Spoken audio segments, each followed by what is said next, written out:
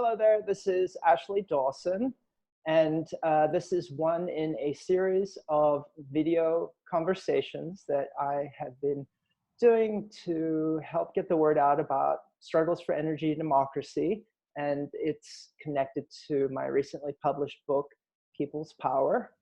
Today, I am extremely excited to be speaking with Johanna Bozuwa. Johanna is the co-manager of the Climate and Energy Program at the Democracy Collaborative. She works alongside her colleague, Carla Santos Skandier.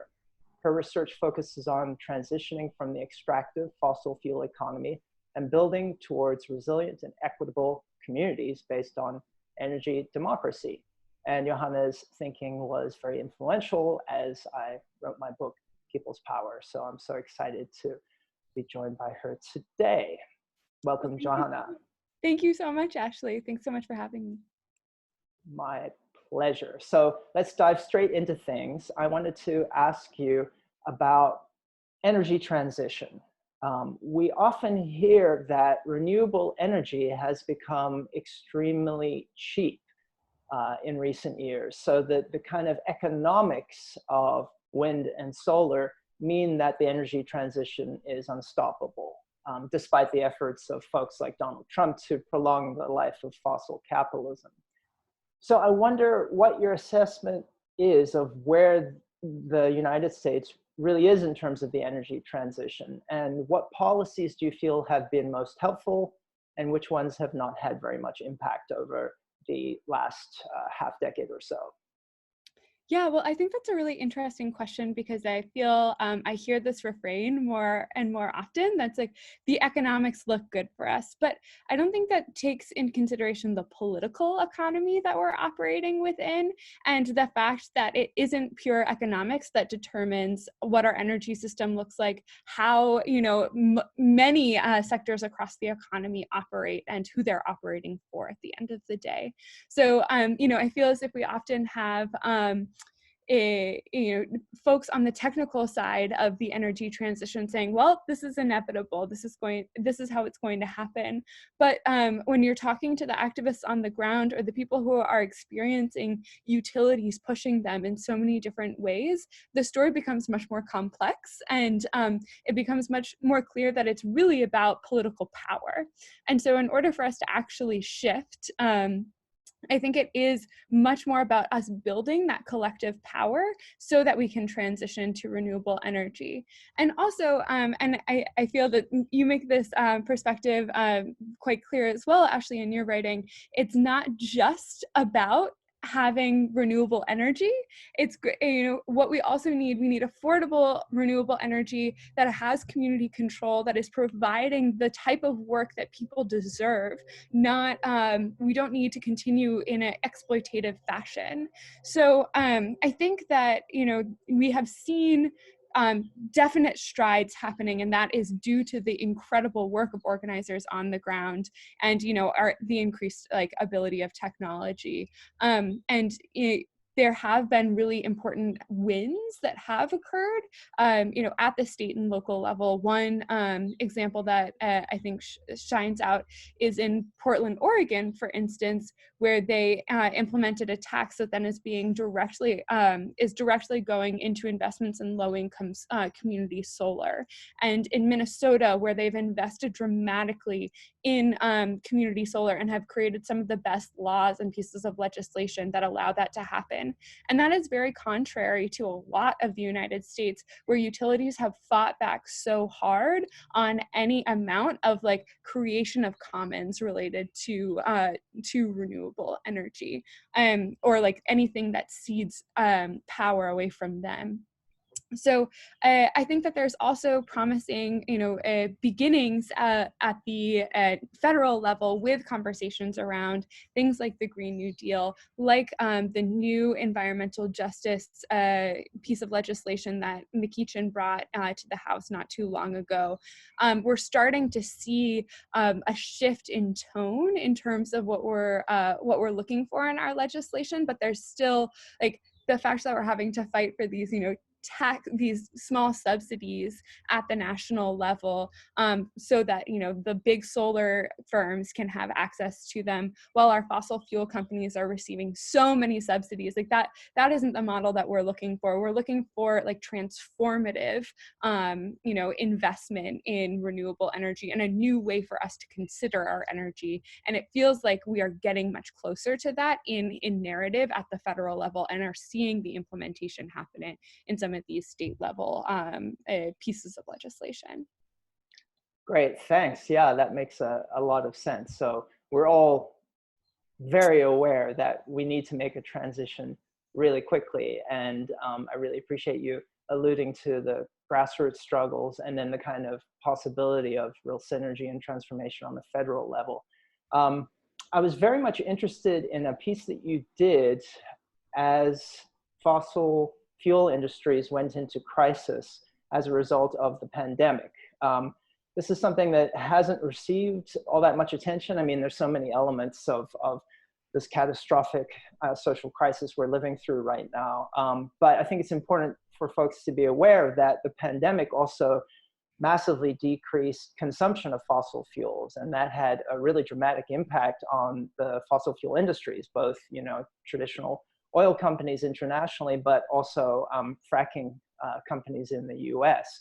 And in that context, and in the context of really decreasing the amount of fossil fuel extraction, you made a really interesting argument about how the crash of fossil fuel industries represented a huge opportunity to speed up the energy transition.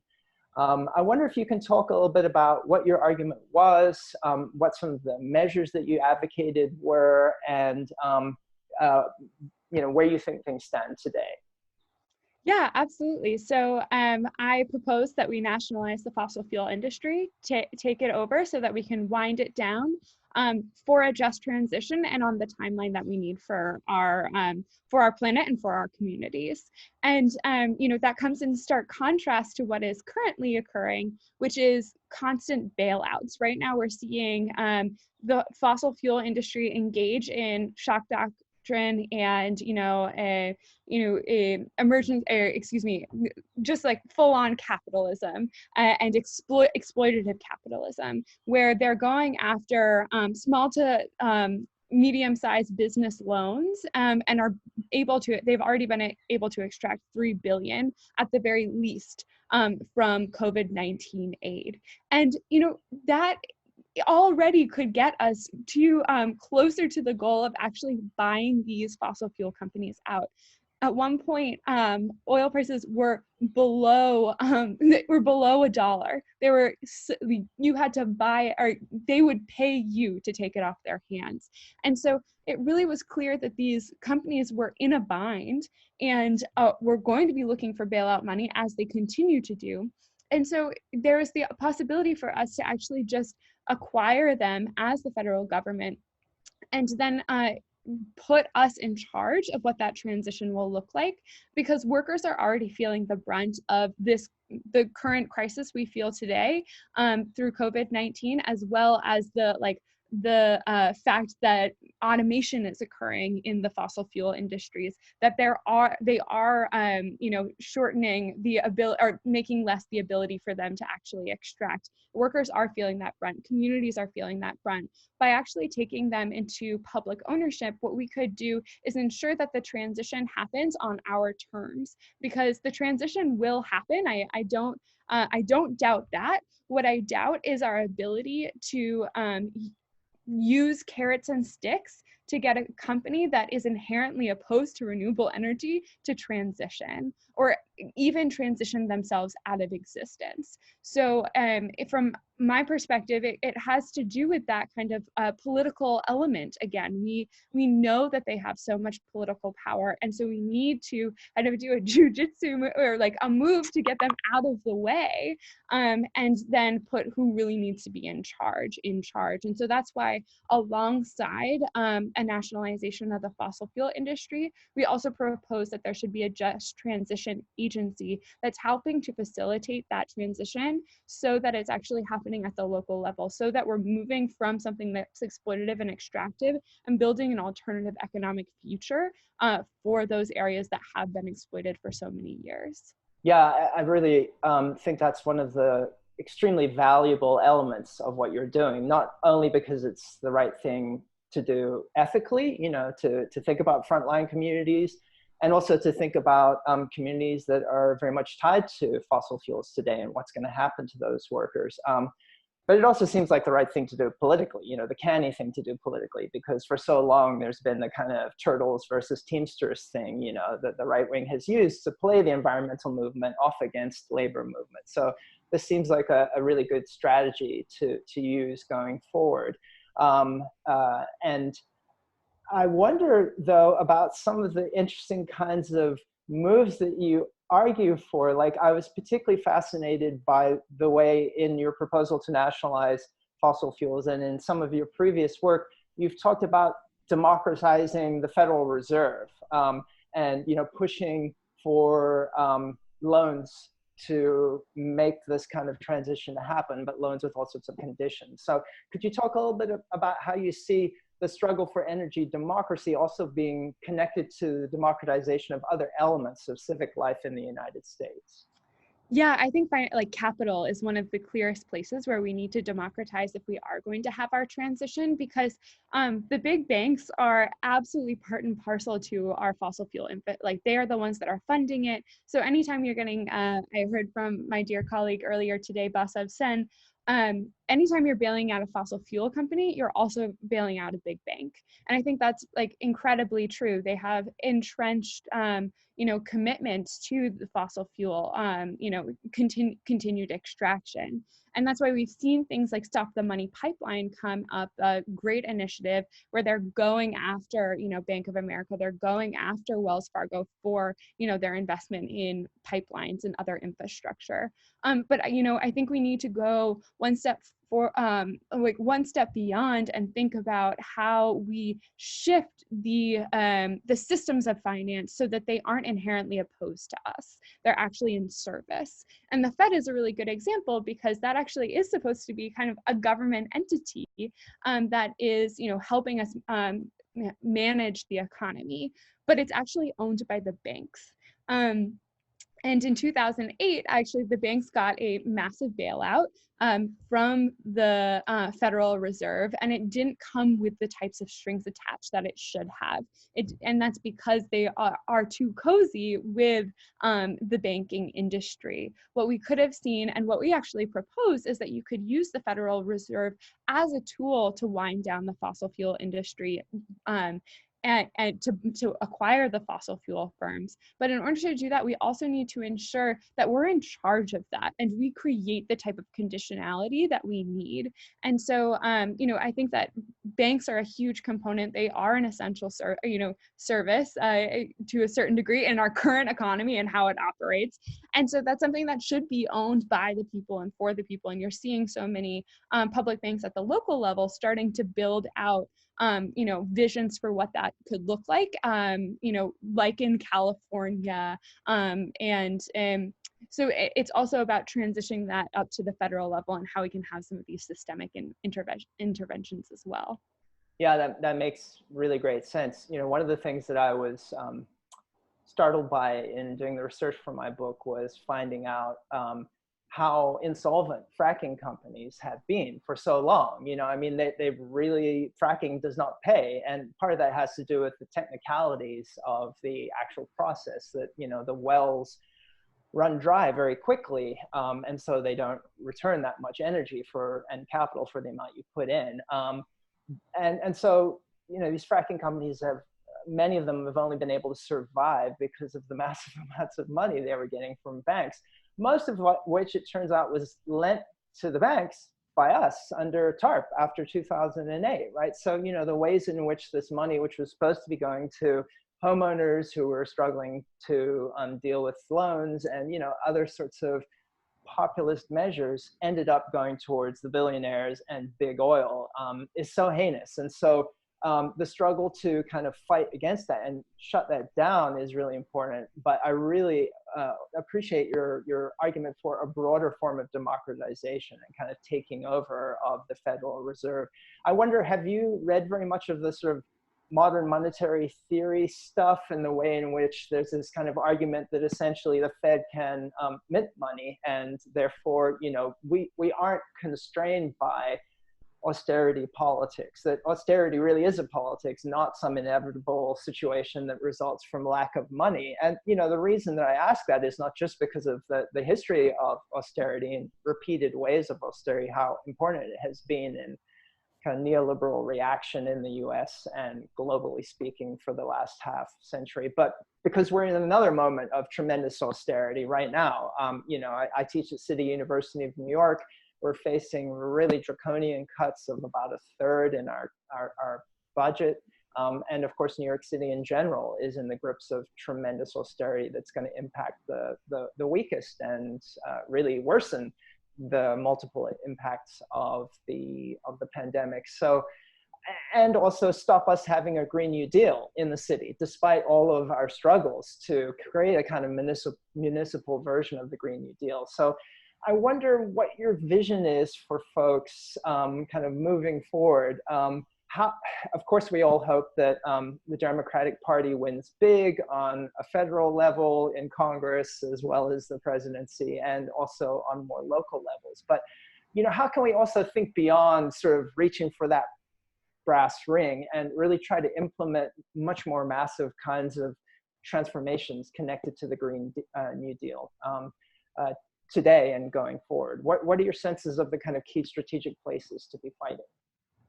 Yeah, well, and just a reflection on these pieces around austerity, which I think is so interesting right now, is that like at the federal level, we have seen massive spending, unlike we've seen in a long time, but it's where it's going. It's not going to the people who need it. It's going to corporations, you know, that we see like the fossil fuel companies, but far beyond that, like Shake Shack applying for a small business loan. And so those are the types of things that like we do have the opportunity and ability. It's just that it's going to the wrong places, which has to do with like where power is and where you know, where power lies. So I think we have the ability to use that power of showing that there is only austerity in certain places and show that investment is possible. And I think that's like been a really key thing that the Green New Deal has unlocked in a lot of ways, is showing that investment can breed something bigger and so, something that is really powerful. And in terms of just kind of additional interventions, I think thinking, you know, the Federal Reserve seems to me as a very clear place that has power but is not democratized. I also think that at the same time that we're working, you know, we have to work on the Biden administration in the interim. We have to be extremely vigilant when it comes to this presidential election. The task, for instance, the task force document just came out between the Bernie and Biden task force, and it had some good wins. You know, they did center environmental justice more than we've seen, and it did center kind of indigenous sovereignty, but it's still not as strong as it needs to be on things like fossil fuels. And so the thing is, as these people come into power, that we lose our power with them. And so I think it is about creating mass movements and utilizing the intersections of our movements in ways that I think are becoming particularly clear right now, between, you know, the uprisings that have been happening related to George Floyd, and kind of the call for police abolition actually has so many connections to fossil fuel abolition in many ways, and like how we as a movement leverage each other's narratives to build something that is more cohesive seems like a very powerful and timely thing to do right now as people are waking up to this potential. Yeah, that's a great point about the connections between abolition. I wonder if you can give me an example or two where you see that kind of sense of intersectionality or synergy between different elements of movements for abolition happening at the moment? Yes, absolutely. I was just talking with some colleagues about this. I think one really a clear example of where we see police abolition and fossil fuel abolition come to the fore is if we actually even look to Standing Rock. So in Standing Rock, we saw extreme militarization by police for fossil fuel companies. And there have been a slew of new pieces of legislation at a state level that have been calling for a critical infrastructure to criminalize protests at critical infrastructure points. And like that is to help the Dakota Access Pipeline get built. It is there to help Keystone XL to get built, though we have been able to fight those back recently, which is really exciting. But I think that Standing Rock is a really good example of like how we need to fight for police abolition at the same time as fossil fuel abolition, because those systems of oppression are so tied to one another. And we can't, it is extremely clear that we can't win one without the other. That's great. And I totally take your point about the links between the kind of violent elements of the US state. And that makes me want to ask about another thing, and that's sort of US empire and the relation to fossil capitalism and abolition thereof. There has been a little bit of conversation about the ways in which a Green New Deal in the United States, which is obviously something that still needs massive mobilization to realize in one shape or another, as you were pointing out a second ago.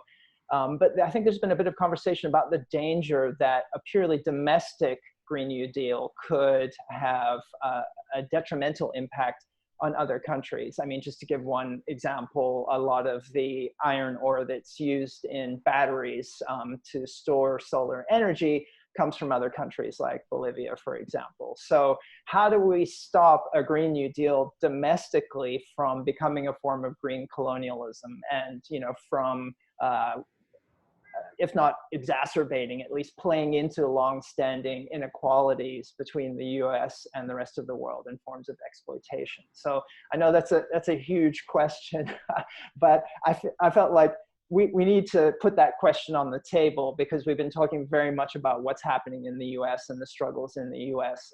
So I want to at least think about global trade and about empire and how to challenge it. Yeah, absolutely. I think it's a wholly integral component of how we need to conceptualize how we're operating in the United States, because we are we need to see ourselves as part of a system of international solidarity. And I think the example you bring up of Bolivia is like so key here, because there have been new calls in countries that actually have some of these components that are necessary for batteries, for solar, and they're starting to nationalize those industries so that they don't get extracted from. But what we're seeing is, coups coming up that are, that have relationships to the United States. We're seeing corporations, multinational corporations, start to go in and exploit and extract and,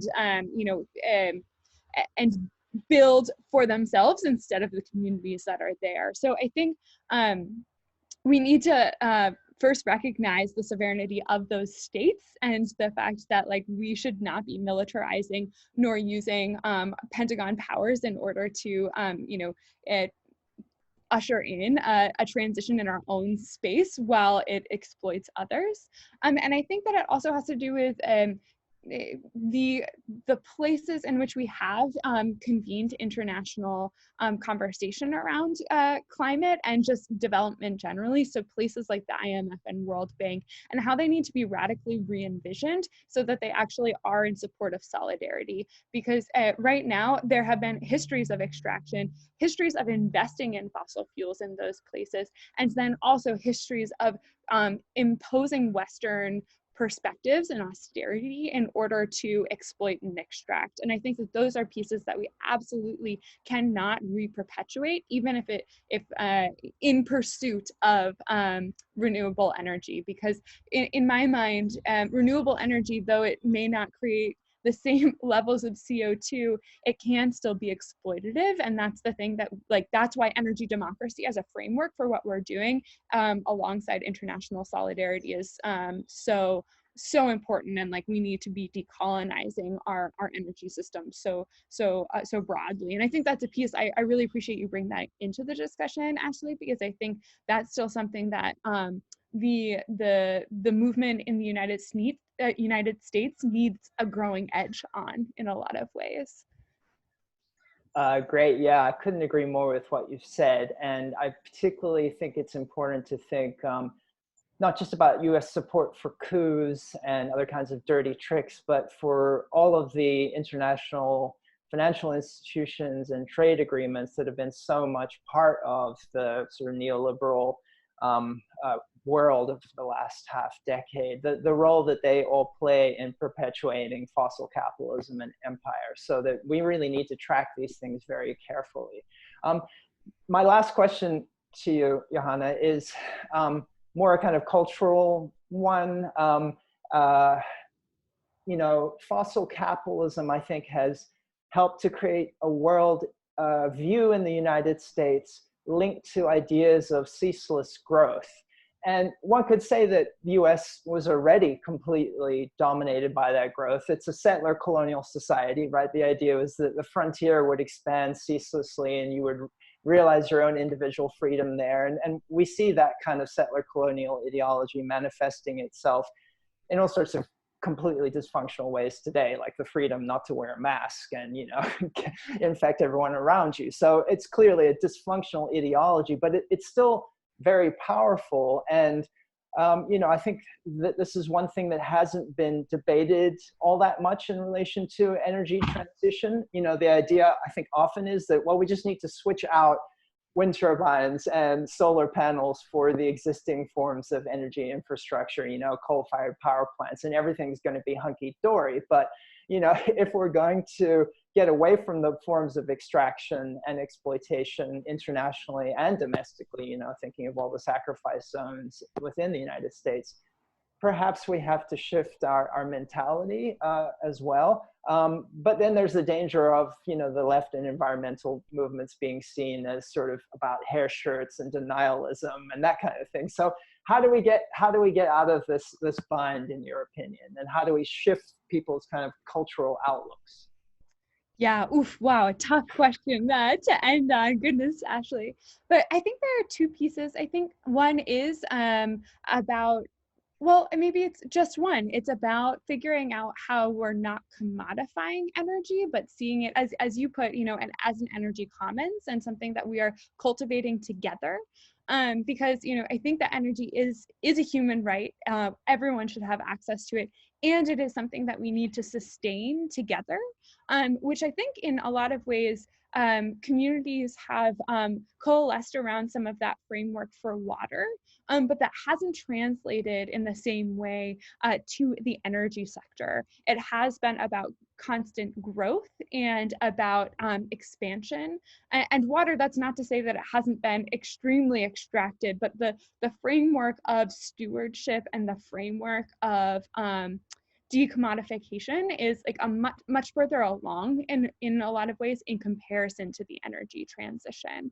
And I think that there's actually a lot to learn from our water protectors, from the folks who are working in the water space and applying that to the energy space, so that we can both like see cultivate a culture in which we are, you know, stewarding our earth and stewarding our energy system in a way that distributes it for folks, so that it isn't something that is exploited and held by the 1%. Johanna, thank you so much. Really interesting responses. Really great to talk to you. And as always, I learned so much from you, and I appreciate all of the wonderful political work you're doing. Thank you. Oh, well, thank you, Ashley. This has been so lovely. I really enjoyed it. And thank you for being such a wonderful partner in the space of energy democracy.